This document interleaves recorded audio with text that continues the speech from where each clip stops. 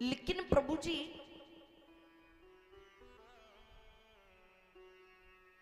जैसे ही चित्रकूट पर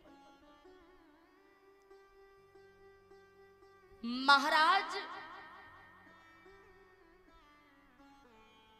जनक का पदार्पण हुआ,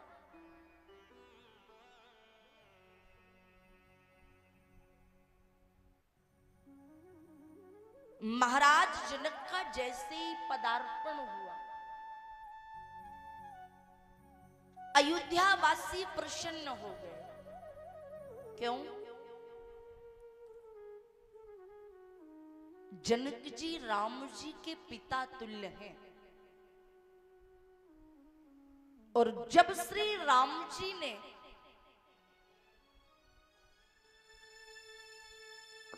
एक पिता के कहने पर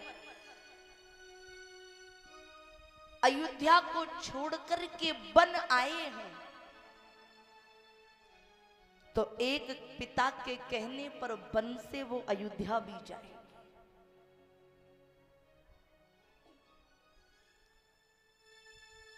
इसलिए अयोध्या वासी प्रसन्न है। लेकिन राम जी बड़े चिंतित हैं।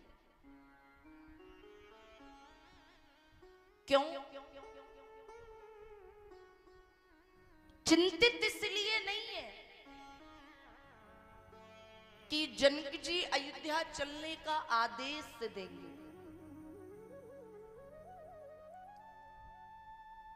राम जी इसलिए चिंतित नहीं है कि जनक जी मुझसे क्या कहेंगे। राम जी चिंतित इसलिए है कि महाराज जनक जब अपनी बेटी जानकी को इस भेष में देखेंगे तब उनके हृदय पर क्या बीतेगी।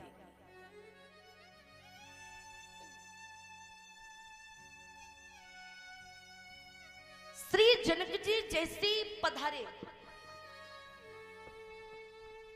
राम जी को प्रणाम किया, और श्री जनक जी ने राम जी से एक ही प्रश्न पूछा,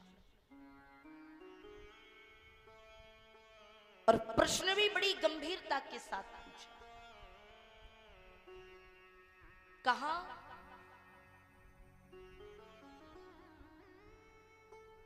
राम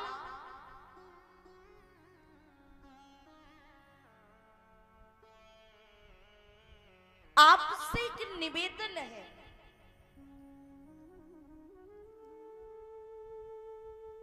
और निवेदन क्या है?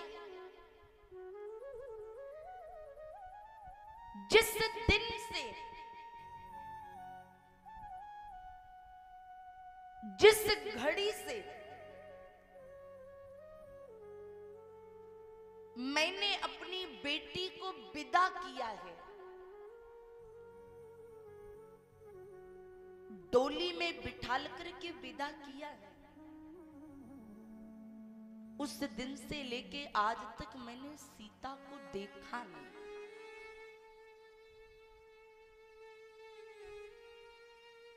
अगर आप कह दो तो क्या मैं सीता से भेंट कर लूं? राम जी बोल नहीं रहे। जनक जी ने पूछा, राम आप यहां हो, लेकिन मेरी बेटी सीता यहां दिखाई नहीं दे रही है। सीता कहां? जनक जी, श्री राम जी, जनक जी चित्रकूट के पर्वत पर बैठे हैं। राम जी ने कहा, महाराज जानकी तो मंदाकिनी से जल लाने के लिए गई। जैसे ही महाराज जनक जी मंदाकिनी नदी के किनारे आए,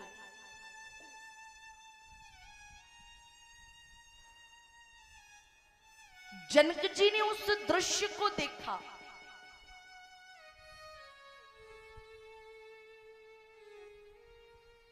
जनक जी ने देखा क्या? महारानी श्री जानकी जी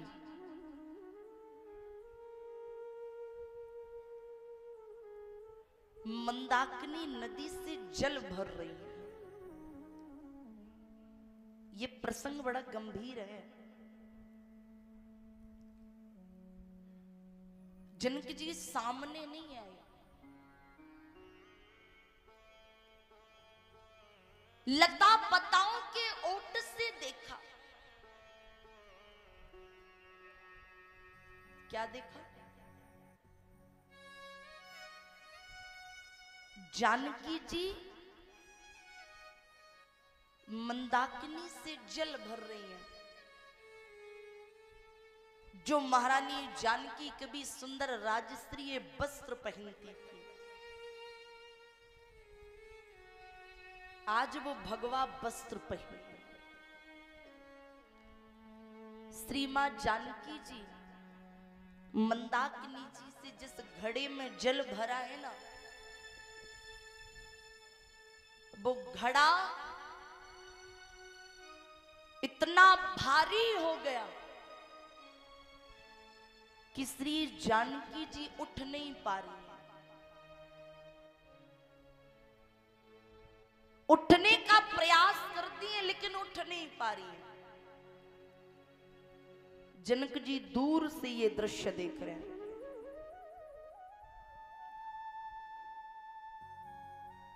श्री जानकी जी ने जैसे ही उस घड़े को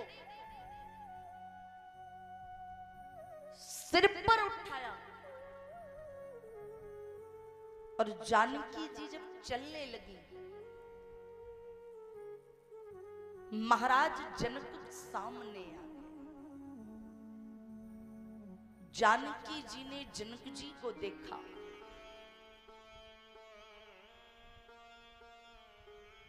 जानकी जी के नेत्रों से आंसू की धारा बह निकली।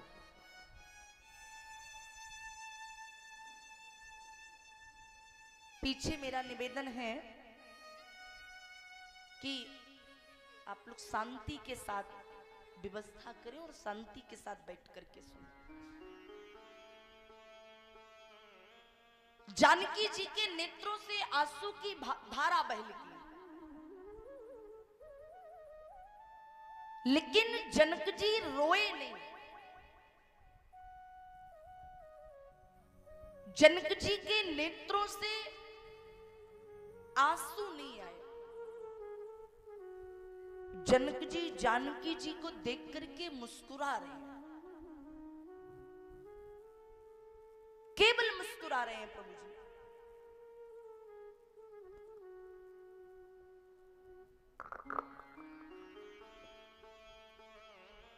जैसी जनक जी मुस्कुराए,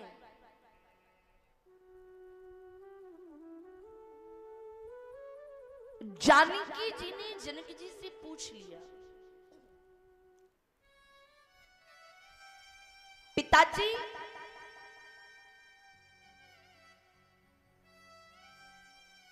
आज आपकी बेटी सीता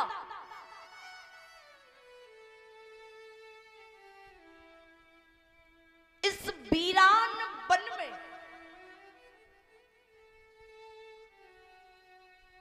भगवा वस्त्र पहने हुए, जिस सीता ने कभी अपना पैर भूमि पर ना रखा हो, आज वो सीता आपकी बेटी इस वन में नदी के किनारे सिर पर घड़ा रख के खड़ी है और आप मुझे देख करके मुस्कुरा रहे हो, क्यों? श्री जनक ने जानकी जी से कहा, सीता मैं आज इसलिए मुस्कुरा रहा हूं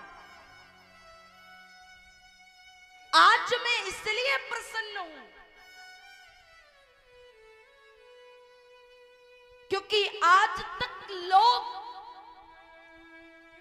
मुझे राजा जनक के नाम से जानते थे, लेकिन सीता, तुमने राम के साथ वन आकर के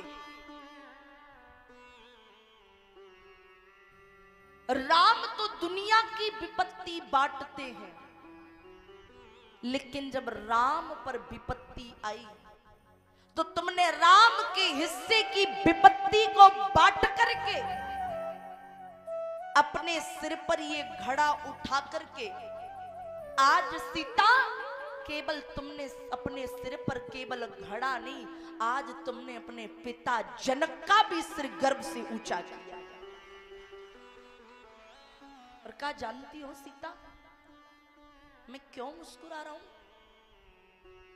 मैं मात्र आज इसलिए मुस्कुरा रहा हूं, अभी तक जगत के लोग मुझे राजा जनक के नाम से जानते थे, लेकिन आज के बाद लोग मुझे राजा जनक के नाम से नहीं, सीता के पिता जनक के नाम से जानेंगे प्रभु।